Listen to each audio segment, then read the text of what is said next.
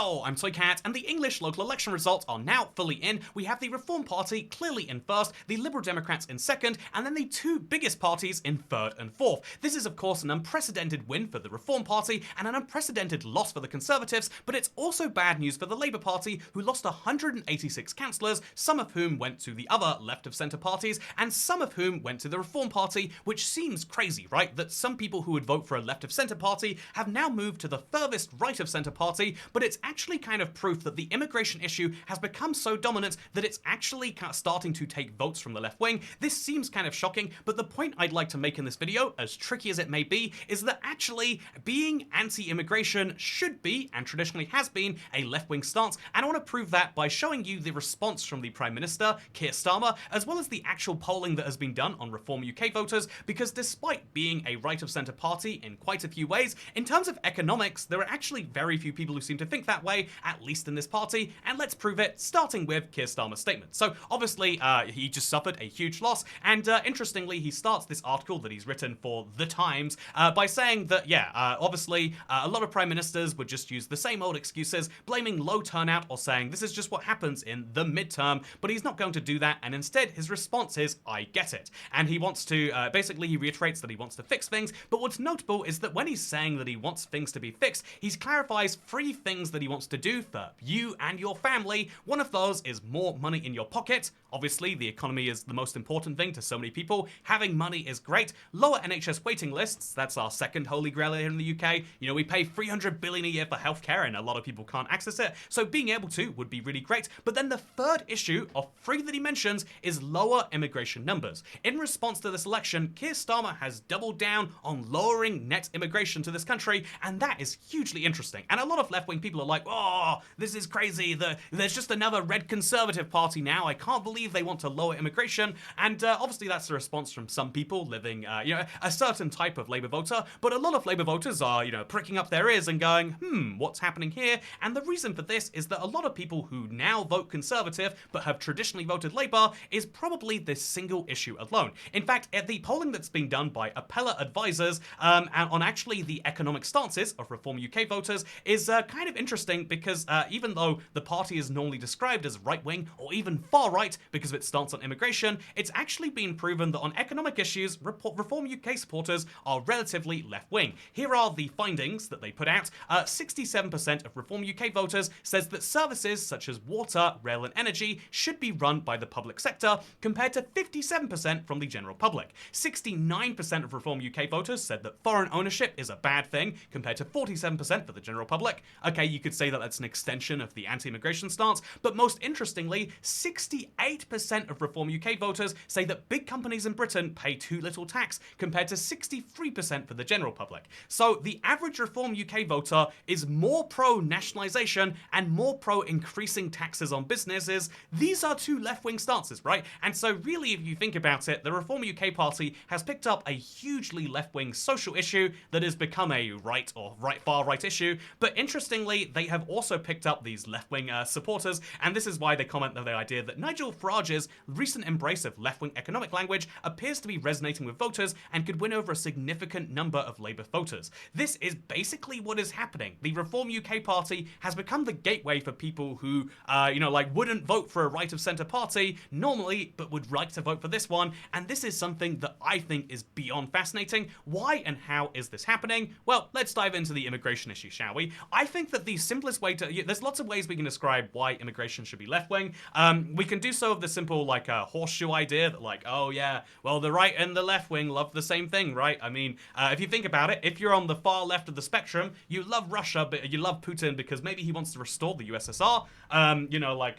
Hello, comrades, it is me. I love communism. But also, if I'm on the far right and I hate communism to my core, I love the idea of communism coming back, because the best argument against communism is seeing it be implemented in the real world, right? But, seriously, it's a goofy joke here. But there is, this is one of my favorite spectrums to point out, but it kind of veers into horseshoe theorem and memes more than it dives into reality. But it is interesting that there is a broadly centrist stance, and then anyone who is just far enough away from the center can come to the same position. But that's not the argument I want to make today. Instead, I want to point out just the simple facts of this chart on Wikipedia. It's the list of sovereign states by immigrants and immigrant population, and so basically using this column right here, we can see which countries have the highest number of immigrants. Immigrants is a messy category. Technically, I'm a third-generation immigrant, and so I'm British-born. My parents were British-born, but my grandparents are from a different country. What does that make me? You can be the judge. But interestingly, Sri Lanka says, oh yeah, we only have 40,000 immigrants, and so as a result, on the top end of the spectrum, with low immigration, you have countries that very much see themselves as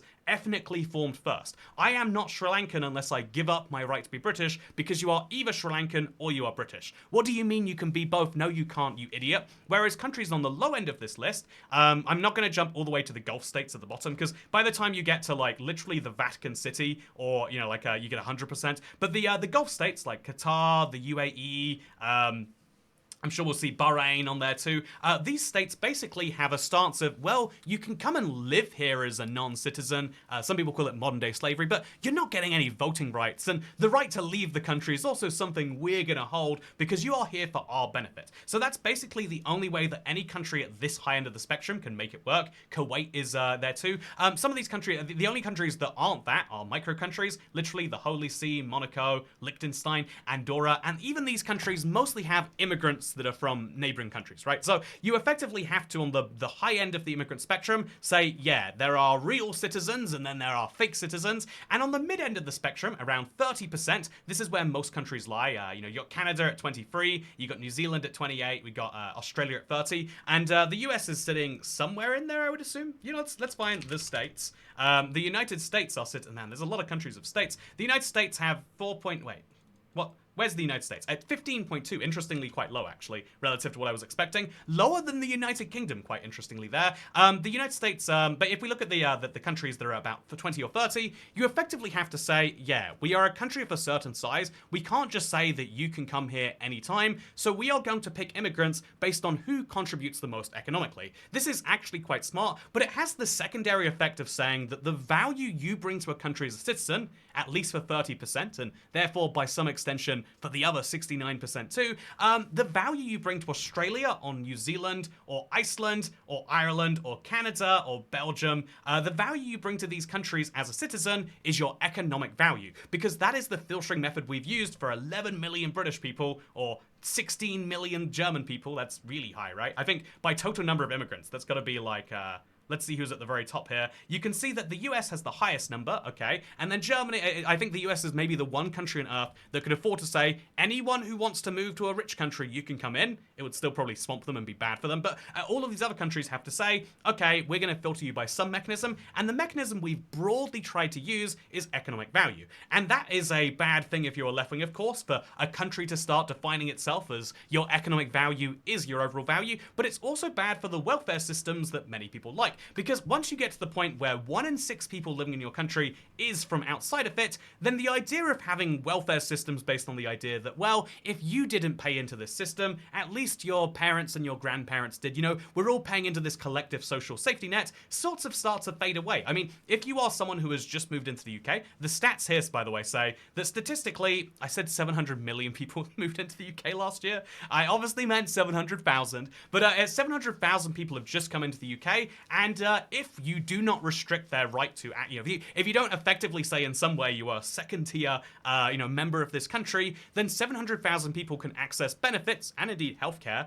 That's an important issue for many voters, right? That have been, that exist and at least in the somewhat common social mythos are paid for by people who have been here for decades, and that rubs people the wrong way. I mean, there are some people who are purely, like social issue voters, right? Where I think a lot of people get uncomfortable at the idea that so a lot of MPs in the UK, about 20 of them of Pakistani origin, actually came, including, by the way, Mohammed Yassin. He's one of the few MPs I've actually met in person.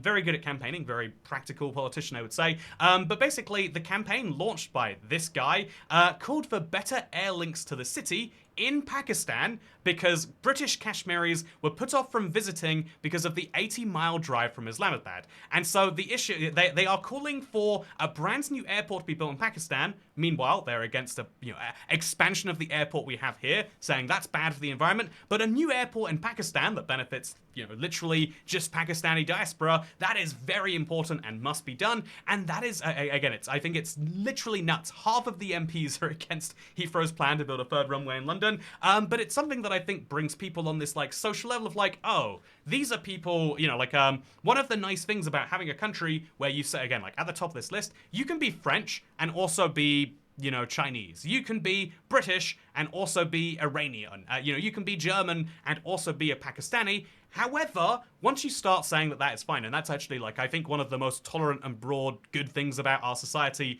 as an idea, but once you start getting to the point where it's like, oh yeah, and some of the people from these countries say, yeah, actually, as a British-Pakistani, we should use some of our British resources to help our Pakistani resources, you know? Like a lot of people who vote for me, they are from Pakistan, and I would like it if they were helped out. I saw this article from the Times of India, which I'm quickly finding like the most wild and not reliable source ever. But it's they commented on something which was actually shared and that you might have seen. It is actually the leader of Scottish Labour saying that it's too awful audio, so just read the subtitles. But he's saying we will only get true power if we have more Pakistanis not just sitting in council chambers and in parliaments in the UK, but also actually holding power.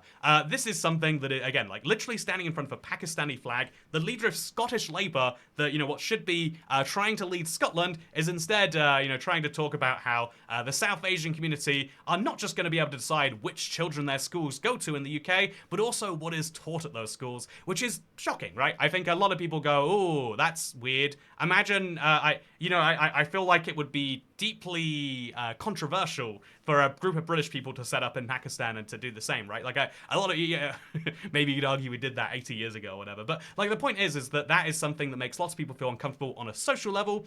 But even outside of the social level, let's just say I feel no discomfort with the idea that you can be Spanish and British at the same time, or that you can be Indian and Turkish, or that you can be Bangladeshi and Saudi Arabian. As long as you don't go actively campaigning to use what your new home to help your old home, I think that's entirely fine, right? Like when I lived briefly in the United States, I wouldn't have dreamed of electing my representatives based on the idea of who will help expand London Heathrow Airport so there's more flights for me to get home by. That would be craziness, right? I think so. But yeah, the idea is not just like a social issue that harms people a lot. I think there's also a real concern of like, you cannot have a functioning welfare system if you are going to say, unless you restrict who that welfare system works for, not just because of the fact that it makes it, again, if we're trying to filter by people, again, if we are trying, and whether that is a good thing or not is a whole debate by itself, but if you want to filter by who is going to add the most economic value, having a really high functioning, and by the way, highly taxing welfare system is bad for those people. I think if you are immigrating to the UK and have no intention of ever using the welfare, isn't it insane that you pay 40% plus national insurance or whatever off your salary, plus VAT, plus council tax, plus you're paying a huge amount of taxes to fund programs you have no intention of using. And kind of to the inverse, if you are someone who wants to live in a country where you know that if your children fall on hard times, they'll be looked after, I think a lot of people find that to be then controversial if you say, okay, let's take so this is a headline that is fact-checking something that was shared. There were statistics that were shared wrongly online saying that 76% of London's social housing is used to house foreign nationals. The reason this was controversial is because the private rent in London, the biggest city in the UK, but also the most common target for people to come here from abroad, the average rent in London is £2,100 a month, at least of 2024. I'm sure it's gone up somewhere. As soon as we find this article for this year, I'm sure it's gone up again. But £2,100 a month is how much you have to pay to live in the capital, unless you are lucky enough to get a social rented accommodation. This costs, as the average was £106 plus 9 in 2017-2018, so that was £115 a week. Let's say now it's gone up to £150 a week, just £600 a month. It hasn't gone up quite that much, it's actually gone down below inflation, but let's just say it's £600 a month on average, slightly overestimate the social rates, and then compare that to £2,100 for private rent. Effectively, if you are getting a socially rented place, you are getting a £1,500 a month subsidy, whether you could argue that's actually real subsidy because you're paying the council who built the building in like the 80s or whatever, but like whether that's a real subsidy or whether that's just an effective subsidy, doesn't matter. Your biggest expense in London can be cut down if you get a socially rented accommodation. And who gets those socially rented accommodation? Well, it's not 76% immigration, foreign nationals, but instead the actual statistic is that 47.6% of London's social housing was occupied by people describing themselves as born outside the UK. And again, from a purely, if you just use left-wing to say, oh yeah, I am left-wing, so I support people who are immigrants, because immigrants, in the strong weak dichotomy, I think immigrants having social housing is great, but actually, because it is a finite resource, money, you could argue, is not a finite resource, but a £1,500 a month reduction in your rent is definitely a finite resource that we use about 50% on people born outside of the UK. And so, and therefore, unlike most things, unlike most economic systems, where when someone gets richer, we all get richer, when someone takes one of these £1,500 a month discount houses, that means that someone born in the UK cannot have it. And with waiting lists as long as they are, if you are left-wing, you have to argue, even if you want to have high immigration levels, if you want to have it be approaching the hundreds of thousands or the millions in the year, again, net migration was almost a full million people in 2022, 2023. The actual number of immigrants coming in was over a million, 900,000, 1.2 million, 1.3, 1.2. We have millions of people coming into this country, and to say that they should have not just any level of if you want to house these people, then you need to build more council houses in that case, or you need to have greater social programs that actually can cater for the people already here. Even on like the purest, if you just say, look, I'm never going to be anti-immigrant on any level, but even if you want to say, okay, but the people who have come here already surely should have some priority over, someone who came here in 2022 should surely have priority over someone who's in the process of coming here in 2025. And that is why I think that even if you are a left-wing person, you have to say, yeah, at some point, you can't have a country that exists as a, what are they calling it? An economic zone. You can't have a country that is existing solely for who wants to be here the most and who's going to pay here the most. And a lot of people who are traditionally left-wing are saying that Labour are seeing that Labour are the party that are, kind of accommodating to the idea that, we don't need to worry about that. Immigrants means economy goes up. We will keep having social stuff, and that can largely go there. Whereas if you can, again, I don't know whether this is actually a functional platform, but I think a lot of people would say that the actual way you can tie the left and the right together is to say, there is, you have to have a little bit of nationalism in what it means to be in a nation, because how can you convince how can you convince the majority of people, the majority of left-wingers, let's say, that you can have something that's worth all putting money in for? Because ultimately that's what every social system is. We all put some money in under the idea that we believe that we can all get it out, but if we believe it's not all of us that get it out, if we believe it's someone coming here later, or even, let's say you have just come here and you believe you won't have access to that, then why are you going to pour a bunch of money into it? And such is the problem that comes with high immigration societies. And as the UK is now the fourth largest immigrant destination in the world, we are dealing with a very unique issue that I think very few countries deal with. And how do we solve that? I don't know. But the interesting response from the Prime Minister is that his goal is to lower immigration numbers. And I think that that actually provides you an opportunity. If you have 1.2 million people a year who want to come here, you need to somehow filter even more stringently, right? Like, I think, if you think about the number of people who want to go and immigrate to, say, Afghanistan, no offense, or to Angola, actually 600,000 people, but the number of people who want to immigrate to some countries is kind of artificially capped. No matter how easy Armenia makes it to go there, they probably wouldn't get millions of people in. There are some destinations that are hugely attractive. I'd say Germany, the UK, Canada are probably, three of the tops in the world. I would realistically say even right now, the US is the top destination in the world for immigrants to want to go to. And so when you have that demand, you can afford to kind of restrict the supply. And, in the same way that if I can only, if let's say I work in contracting, I can only build one house a month. If there are literally thousands of people asking me to build houses every month, but I can only build one, I can afford to say, whoever pays me triple my normal rate, I'll build you your house. And as the US and the UK and especially if we're looking to low immigration numbers, we can effectively say the same. Like, okay, no, we're not, no more like, immigration that leads to us having higher costs as a country. Let's have the type of immigration that, let's either, some people are arguing not just to lower immigration, but to actively deal with the lower immigration from previous years by kicking people out.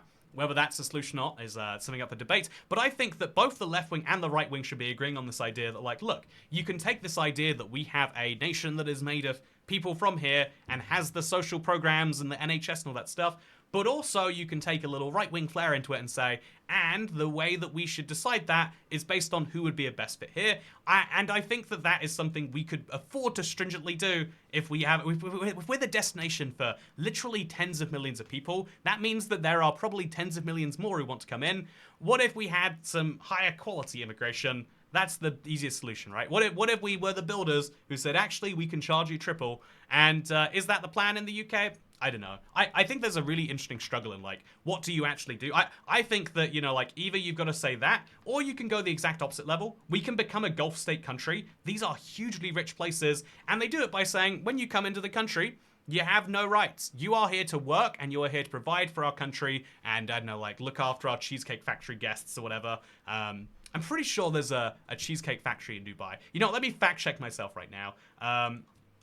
Cheesecake Factory Dubai. Oh, there is. So you have to come here and you have to serve cheesecake to our both our tourists and our rich Arab locals. And in exchange for serving those cheesecakes, you will get some money. But you are here for the cheese. You know, like that's brutal. That's mean, and that's something that apparently 8 million people have signed. Wait, the UAE has 8 million immigrants? I did not spot them all the way down there. Almost as many immigrants as Canada? Wow, there's a lot of people living in the UAE who aren't from there. And basically all of them know, even people from rich countries like the UK, if the UAE wants you out, you're out. If the UAE specifically wants you not to leave, they have exit controls. They can bar you from, you know, if there's a fine that you haven't paid when you before you leave the UAE, they actively won't let you out of the country. Is that the right way for a country to go? It feels wrong, but that's the version of immigration that we're going to get from the, eventually, from the right wing. If the left wing don't instead take it and try for a more sensible approach, is my stance. I think you could also make a similar point that, like, oh yeah, that's also what happens with these, like, burgeoning left wing movements. I mean, like, you know, let's save that for another time. But yeah, I think that the real election result here is kind of proof that whether you want it or not, there are elements that the right have been taking from the left for decades now. The Conservatives have raised the minimum wage to the highest it's been in a long time. They've taxed landlords in a huge... I don't know if... I'm not a landlord, I don't know anyone who is, but the way taxes on landlords works is, like, skewed to basically be on their revenue, not their profits. There's some really, really weird things going on. But basically, yeah, the Conservatives took a lot of left-wing policies and just said them in a right-wing way. I think the Labour Party has to effectively do the same if they intend to survive. Are they going to do that? Well, that's the interesting question. For now, I hope you've enjoyed this video. I was going to be Comrade Toycat the entire way through, but I felt like it might have interfered with my messaging. Let me know if you disagree with that. And otherwise, thank you for watching. It's my favorite chart, by the way. And I hope that you enjoyed, because I'll see you in the next one. Oh, Australia is currently in the midst of their elections. I think the results are literally coming in. Oh, yeah, literally just now, Australian PM Anthony Albanese has won re-election. His opposition has just conceded. Exciting, huh? And also, the opposition leader just lost his seat. That's funny, huh? Anyway, with that said, maybe we'll talk about that tomorrow, maybe not. But for now, I hope you all enjoyed, because I'll see you next time. Good. Yeah, let me know your thoughts. You know, there's going to be a lot of people yelling incoherently in the comments. So what do you think as to whether this is a good thing or not? You know, do you think the left wing should harden anti-immigration, or should they go the exact opposite way? It's a common stance. When you have a huge, like, you know, when Brexit was on the rise and like 60% or 52% or whatever you want to say of the British public were broadly on board of it, becoming the Brexit party is smart, but so too is becoming the anti-Brexit party. Maybe becoming the party who says, actually, you know, 1.2 million immigrants in a year, you know, 700,000, actually too few. Maybe that is the smart way to, you know, counter this. Maybe, you know, harden the pro-immigrant vote around yourself. I don't know if I support that or if I think that is actually smart. But yeah, let me know what you think in the comments down below. Because for now, second channel, don't care. I'm going to have a good day. Goodbye.